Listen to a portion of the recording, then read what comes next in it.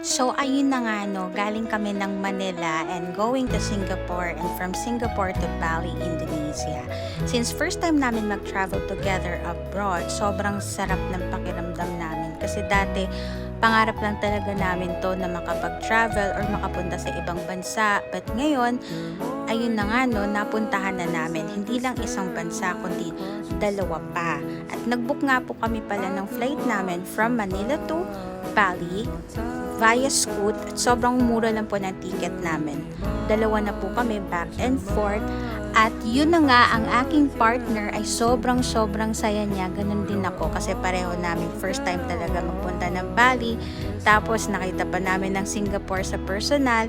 At yun, nag-travel kami ng pagkahaba-haba pero sobrang saya at sulit naman yung biyahe namin.